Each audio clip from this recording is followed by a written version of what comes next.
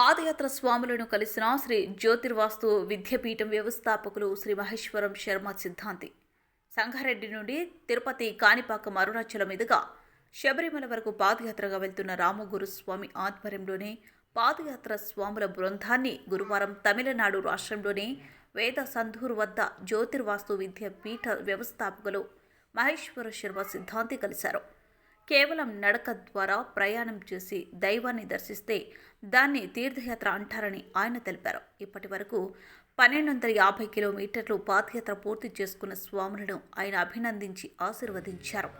ఇంకా 250 కిలోమీటర్లు ప్రయాణం పూర్తి చేసుకుని శబరిమల అయ్యప్ప స్వామి దర్శనం చేసుకుని దిగ్విజయంగా సంగారెడ్డి చేరుకోవాలని మహేశ్వర శర్మ సిద్ధాంతి స్వాములకు తన ఆశీస్సులు అందజేశారు.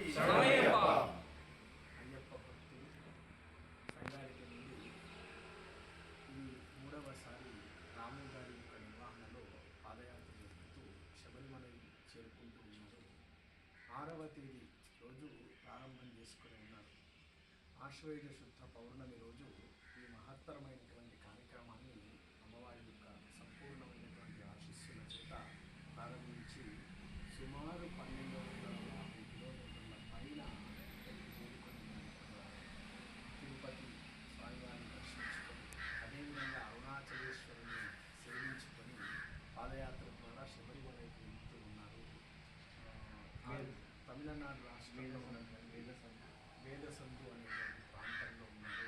దిండిగల్కి సుమారు 20 కిలోమీటర్ల దూరంలో ఉన్నటువంటి వీరిని జ్యోతిర్వాస్తు విద్యాపీఠం 1008 నదీ తీర్థ సేకరణలో భాగంగా ఈ దక్షిణ ప్రాంతంలో తీర్థ సేకరణ చేస్తూ ఈరోజు వారిని కలవడం జరిగింది. పరిపూర్ణమైనటువంటి ఆశీస్సులను తెలియడం జరిగింది. ప్రతి సంవత్సరం కూడా మరి ఏ యాత్ర చేపట్టినా కూడా వెళ్ళి ఆశీర్వచనం చేసి వస్తున్నాం. యాత్రను ప్రారంభం చేయడంతో పాటు ఆశీస్సులు కల్పించేటువంటి భాగ్యాన్ని, వారిలో పునః చేతనత్వాన్ని నింపేటువంటి భాగ్యాన్ని స్వామివారు మన ఆశ్రమానికి ఇస్తున్నారు.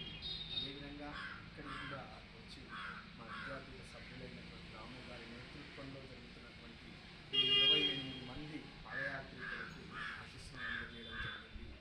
శ్రమ కోర్చి ఈ యుగమే చాలా విచిత్రమైనటువంటి ఇందులో మనకు మొట్టమొదలు ఎవరిని కలిగించినా ఏమంటారంటే టైం లేదు అని అంటారు. అవునా?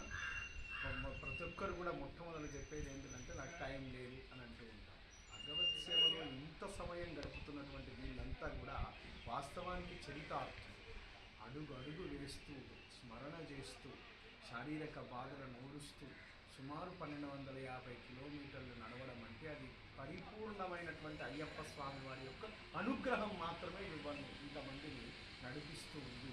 ఆ ప్రత్యక్ష అనుగ్రహానికి పాత్రులైనటువంటి వాళ్ళు వీళ్ళంతా అతి తొందరలో 21వ తేదీ రోజు సుమారు దర్శనం చేసుకోబోతున్నారు. 22 నాడు మళ్ళీ పునః సంగారెడ్డికి రాబోతున్నారు.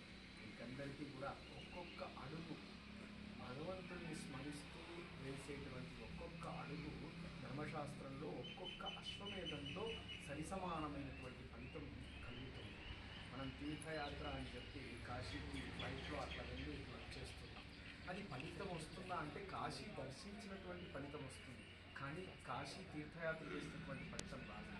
ఎందుకంటే తీర్థయాత్రను సవిధిగా విష్ణు ధర్మోత్తర పురాణం ఎట్లా చెప్తుంది, ఒక్కొక్క అడుగు వేస్తూ పరమాత్మను సంకీర్తన చేస్తూ ఆ గమ్యస్థానాన్ని ఆ క్షేత్రాన్ని చేరుకోవాలని చెప్పింది.